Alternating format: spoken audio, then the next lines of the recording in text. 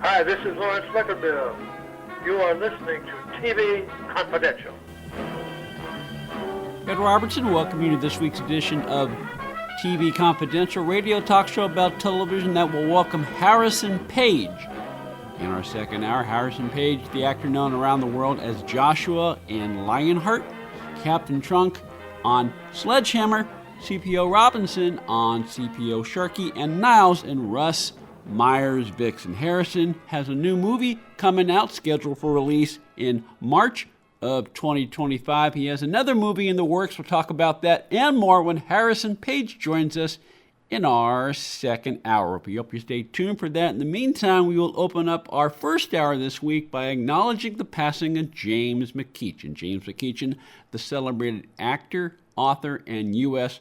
Army veteran that most of you know best for his work in television, including Lieutenant Brock on the Perry Mason Mysteries and the starring role in the NBC Private Eye series, Tenafly. James McEachin passed away on Saturday, January 11th at the age of 94. James's death was originally announced on Facebook. It was later confirmed on Instagram, plus we at TV Confidential were able to confirm the news from his longtime assistant, Hazel Cox. As you may know, we were fortunate enough to talk to James McEachin on two occasions here on TV Confidential, once in February 2013 and again in November 2014. We'll replay our February 2013 conversation with James as part of our program this week. At the time we talked to him in 2013, James had just released his novel, Tell Me a Tale, a novel of the Old South, both as a print edition and as an audiobook. As we pick up the conversation, give our listeners a brief summary of what Tell Me a Tale is all about. Tell Me a Tale is a novel of the Old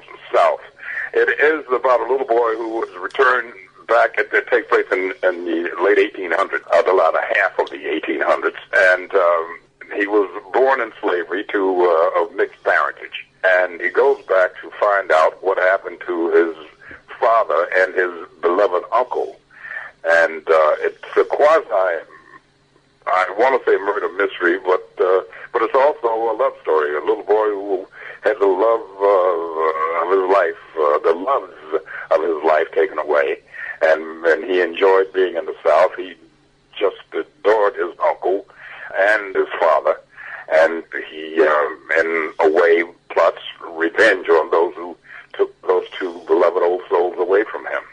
It's also an epic novel, if I may say, James, because in addition to discussing that period of American history and that period of African American history in particular, as you say, there's a love story involved, there's a murder mystery involved, but because the characters are so rich and multidimensional, there's a lot of humor involved, and so well, thank you very much. I should have mentioned that. And the idea of this boy had to just more or less con his way into getting the old timers around of that place in the South to tell him what had happened, and he knew that he couldn't go there just as a person that just had an interest about his father, but he had to find a devious way, and let me say, to inveigle his way into their lives and to find out what happened, and which he does, and he does it very, very cleverly, and sometimes cartoonish. But it's even within the, as I say, there are some very, very. You do a great job of balancing the heavy moments with light moments, but even in the semi-cartoonish moments, there's a dignity, for lack of a better word. These are not caricatures you're portraying; these are full flesh and bone characters. Well, I'm glad you mentioned that as well. But geez, what? I should be on the other end of this. You don't need me. You're doing better than I'm doing. One of the things. Well, let me just go and digress for a moment to say that this book was so stirring, and so many. The mail that I got on and I still get on the book when it was first. The book was first released about 5 or 7 years ago, or something like that, and the mail was just awesome, and the reviews were smashing. The reviews were so good, it looked like I wrote them myself.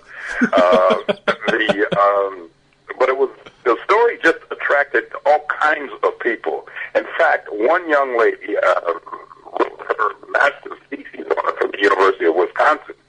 And she wrote it based on 3 books, and one was Harriet Beecher Stowe's on Uncle Tom's Cabin, and my book, which was the first one that she used, which I really thought was, I couldn't get a better compliment than that, to have someone to write their master's thesis on the basis of my book. Can you imagine that? I mean, I'm still blown away over that idea. Well, before you and I started recording, James, we were talking about some of the other rewards of writing and being an author. And yes, because we live in a capitalist society, we all want to make a little money from our work, but sometimes the most fulfilling rewards are those that come about.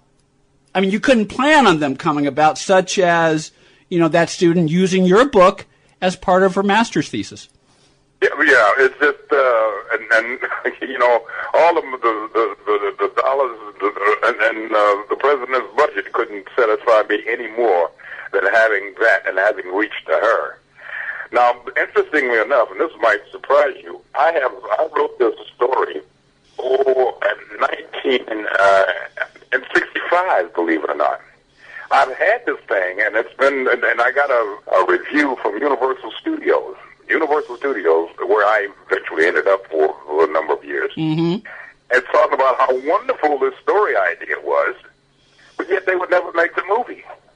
Believe it or not, and this is the honest to God truth, just last night I finished writing an email to the guy from Lionsgate who said, what a magnificent project this is, da-da-da-da-da-da-da, and unfortunately we don't have the money to make the movie. Now, that is an outrage, because Lionsgate, if you remember, you probably know this, is that they're the ones that, that are responsible for the Tyler Perry films, which is not anything I would want to brag about.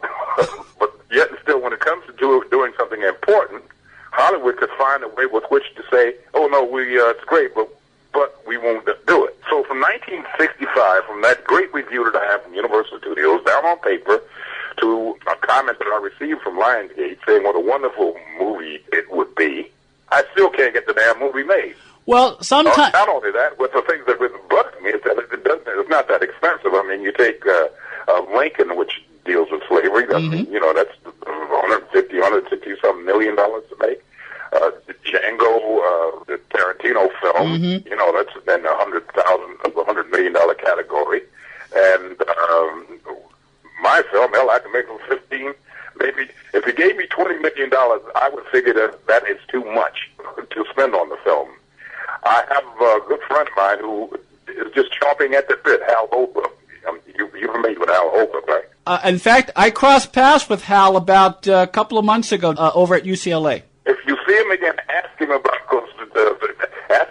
one of his favorite stories movies that he's been trying to get me to do. But we can't find the dollars to do it with, and I'm still. In fact, I don't want to call him anymore because I'm embarrassed that I've been unable to get that paltry amount of money to do the film with him. I would like to think that maybe a TNT might be able to do it, because I see this, because it is such a wide, sweeping story, James. I see this almost like a miniseries, and the only network that's doing a miniseries these days is TNT. So I could see them possibly giving it a 6 or 8 hour treatment. Well, we tried to get it over there, but for some reason it gets placed on the side. Hell, I even had a country and western singer said, "Oh, I want to be involved in that." Merle Haggard, to be one of the old guys around the stove, one of the storytellers. So it's just that no one, this thing called Hollywood works all them to drive you to drink. But because you have a good product doesn't mean that you can get people to do it. I was all set with the camera. I don't know how many times I've done a budget or had a budget done on the film, and but still, we were unable to break through. Now, you would think that with the success of Lincoln and the success of Django, the box office grosses, that there is that interest in the late 1800s. But when I first presented the screenplay to the studios, they were saying, "Oh, nobody's interested in slavery. This is the 1800s. We want to deal with something current," and on and infinitum. And so so it gets frustrating at times, and that's the thing that drives you to write something else. But then my second book, which was Farewell to the Mockingbirds, about the largest trial in the history of the United States involving black soldiers, I met with resistance with that as well. And that was another highly reviewed book. But at any rate, I do encourage your listeners to get the audio book, because you'll almost feel like you saw the movie after you listened to the audio. At least I've heard that comment made several times. And it just came out a couple of days ago, as a matter of fact. Yeah, and not only that, folks. Speaking of James's performance, James narrates the audio book of Tell Me a Tale, and not only will you see it visually, but Variety, one of the main trade papers down here, Variety said that James's performance on Tell Me a Tale, the audiobook version, is so good it would make Morgan Freeman a fan. You can't get higher praise than that, James. No, yeah. No, that was really, really, really cool. Quite delightful of them to say that. And the emails have been just wonderful as well. And so, but life goes on. Life goes on, and this is strictly for what it's worth. But I know some people down here, some established producers down here with good credits in film and in television, and they tell me that it's hard for anyone to get anything made down here right now. Sure, yeah. We're talking to James McEachin, star of Tenafly, First Monday, Matlock, The Perry Mason Mysteries, and other film and TV productions. This conversation with James originally aired in February 2013 here on TV Confidential. James McEachin passed away Saturday, January 11, 2025, at the age of 94. Stay with us, folks. We'll be right back. One more item. If you're starting a company, particularly one that is in an emerging market, you know that averting any sort of legal dispute is crucial to your business plan. Our friends at Tectonic Law offer an array of services that can help you avoid and preempt future litigation while also developing and protecting your intellectual property and intangible assets. Tectonic Law serves the needs of a host of emerging industries throughout California and beyond, including industrial designers, beverage makers, artists, farmers, retail stores, health practitioners, wellness experts, cosmetics manufacturers, nonprofit organizations, innovators in sustainable practices, and libraries. Go to tectoniclaw.com to learn more about how Tectonic Law can help your business thrive. tectoniclaw.com. Rock solid representation for groundbreaking industries. This portion of TV Confidential is brought to us by our friends at Front Porch Realty, the community of realtors in the Northern Bay Area of California that is committed to finding the solution that is best for their clients. Whether you're a first-time home buyer or looking to sell or lease your property in Northern California, call Karen Strain at 415-886-7411 or visit frontporchrealtygroup.com for more information on how they can help you. Hi, this is Ernest Sargent Jr., Marcus from the Jefferson, and you're listening to TV Confidential. Well, all right. Tell Me a Tale is available both as an audiobook and as an ebook through RHARL.com as well as RHARL. RHARL.com as well as Amazon. RHARL, right, RAW. Yes. Remember, rode hard and rode long. That's what it means. Oh, okay. That's a good way to remember it. As well as Amazon.com, BarnesNoble.com, and wherever books are sold online. It's also available at JamesMcEachin.com. And for those of you who don't know how to spell the name, as I had trouble with it myself, so good night, is JamesMcEachin.com. Voila, there you go. And then you can find all about my life on that same website. JamesMcEachin.com. Now you mentioned Hal Holbrook is interested in possibly doing this for the screen if you're able to get that off the ground. I understand that when you first had the idea for Tell Me a Tale, at one point you got Henry Fonda interested. Oh, Hank was very much interested in doing it. He was one of the Larry Hagman, we were shooting to a film, and Alpha Caper.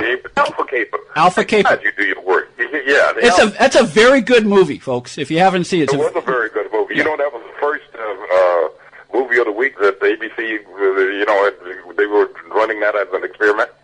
But anyway, I gave Hank the book to read, and for 3 or 4 days he came in to work, and he never said anything. Wouldn't even look in my direction. I said, Jesus, did I offend this guy with that book? And then finally on one Friday, I think it was, we were breaking to go home for the weekend. And Hank said, I enjoyed your book. My favorite line of all time is, the little boy was standing there looking like he was trying to rearrange raindrops. My favorite line. When are we going to shoot it? And but we never. Once again, we weren't able to get. I couldn't get funded with Henry Fonda, so I was running into problems. Well, but still, that's high praise, and when you're getting. Sometimes, look, and we're talking about off mic about some of the, struggles to get anything published, let alone anything filmed. And sometimes it's when you get high praise from people like a Henry Fonda or people like a Holbrook, sometimes that's enough to keep you going as you go from one novel to the next. Yeah. Now, you just told us Henry Fonda's favorite line in the book. My favorite line, James. Oh, God, I'd love to hear it. And this kind of talks about what we talked about before, about how the young boy who narrates the story talks about the cunning way in which he ingratiates himself to the old timers, at the general store. My favorite line is, "To be free, you have to be a little evil," and I think what you mean by that is cunning.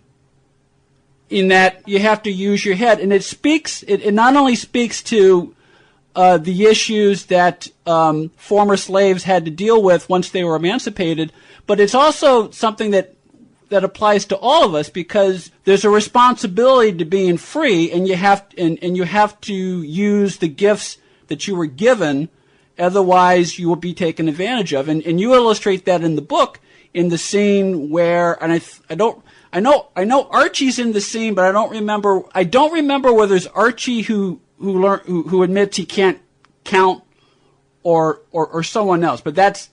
Oh no, that was Mr. Archie and Ben. They were alone. The boy wasn't there. He was peeping through the window. But that was the thing where you clamoring for your freedom.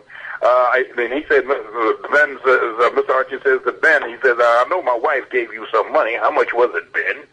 How much money did she give you, Ben? He said, count. Reach into your pocket. Count it. To be free, to be truly free, you got to know how to deal. You got to count. Now go and count your money. Go and get yourself some lumber. Go and buy yourself some tar, some nails to build your house with. Count your money. You can't count. And so he goes on raving like that. That's one of my favorite scenes in the book. And the others, after they settle down, and Uncle Benny tells the little boy, he says, "Learn. I want you to learn your history, boy. Learn history, cause a black man without history is like a bird without wings, walking when they ought to be flying." And that was one of the things that the boy remembered. And again, it speaks to a lesson, one of those important life lessons, and that it goes back to what Santa Ana said: those who don't know history are condemned to repeat it. Yes, right, absolutely, yeah, which is a magnificent line.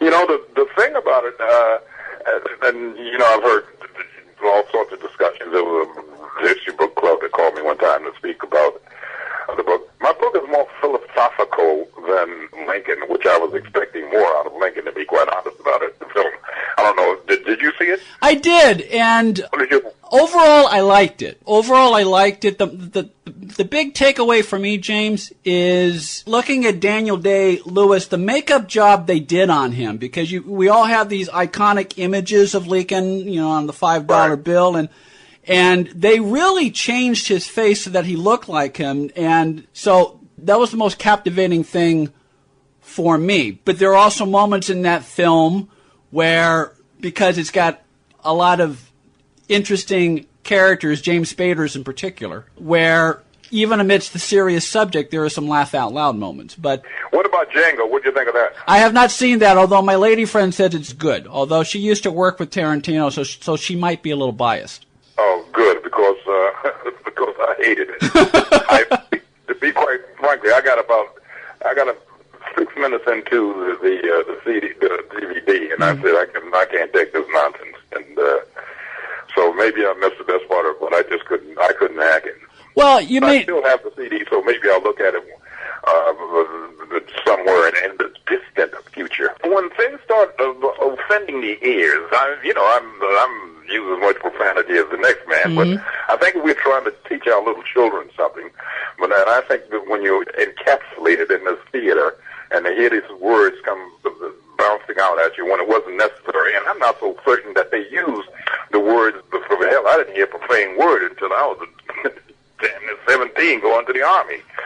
We tossed it around far too liberally, and I just don't believe that people talk that way. And I'm a stickler for dialogue, as you probably noticed, right? Absolutely. And some of the other things that just don't. And violence, well, it's violence has always been a part of American culture, but I just don't think that people behaved that way, particularly during slavery. And a guy couldn't just, because you had got a horse, you just couldn't ride in anybody's land with impunity and start shooting someone without them getting people and a posse to hunt you down. So I just don't think it was unbelievable to me. Well, on that you and I agree, because my thing is just because you can say something doesn't mean you should. Right, absolutely, yeah. And you got to be able to tell. Well, I use the tell me a tale. I think I got about 2 GDs in there, and or maybe 3. And I addressed that problem. I think I say that Ben got mad at himself for using the word. He had never used it before. And that was just 1 GD. So I'm very, very conscious of what people would thought of during the day in that particular period. And also I'm trying to teach and to edify children. Well, and as we mentioned earlier, Tell Me a Tale is an excellent book, especially for high school age students or maybe first-year college students who have not studied that period of American history. It's a very good way to learn about that while also engrossing yourself in a very entertaining, far-reaching story with well-rounded characters. The author of Tell Me a Tale is James McEachin. James McEachin passed away Saturday, January 11th at the age of 94. This conversation with James originally aired in February 2013 on TV Confidential. We'll play more of our conversation with James. In our second hour, we'll talk some more about his writing career as well as some of his movie and TV roles. That is coming up in our second hour. In the meantime, take a quick time out. Take a look at this week in TV history. We come back on TV Confidential.